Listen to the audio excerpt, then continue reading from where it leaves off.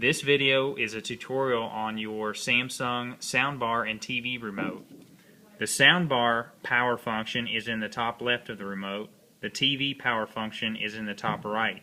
By pressing the TV power button, you will activate the power on both the soundbar and the TV simultaneously. So let's go ahead and power on our TV and our soundbar simultaneously by pressing the TV power button.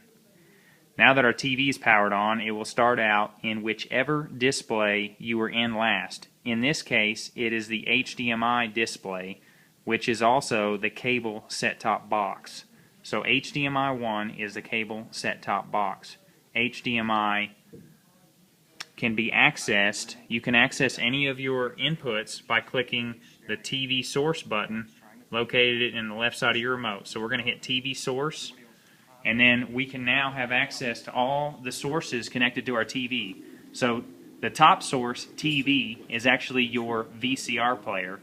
The source just below that, HDMI 1/DVI, is your cable, Comcast cable. HDMI 2 is your Roku IPTV, and component DVD is your DVD player. So to move about the menu, you're going to want to press the TV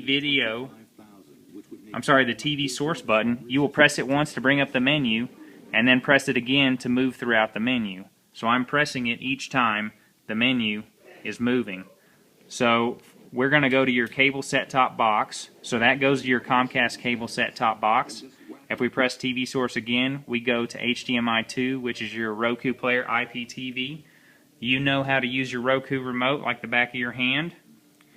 Let's go and let's look at another source. Let's look at the component DVD player.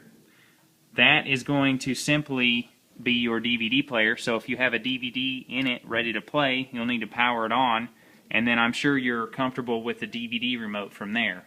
So that'll allow you to watch your DVDs. Okay, great. So we're going to go back to our remote. We're going to hit TV source again, and now we're going to go to the TV, which gets you on channel 3, which gets you to your VCR, which I'm sure you're more than familiar with as well. So once you're in your VCR, hit your play button, you're rocking and rolling, and you will have your video on screen rocking and rolling. Now, we've talked about how to power on the TV, the soundbar, and get to all your devices. Let's now talk about the functions on the remote itself. If you want to turn the volume up or down, there's your up or down buttons, volume up, volume down. And as we can see, volume up, volume down. Aside from that, those are really the most important buttons on your Samsung Soundbar/TV remote.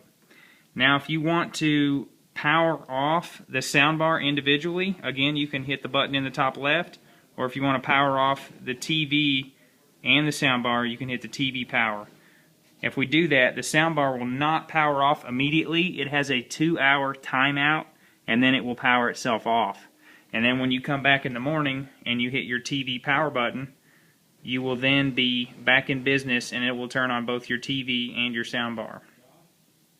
That is all for this tutorial.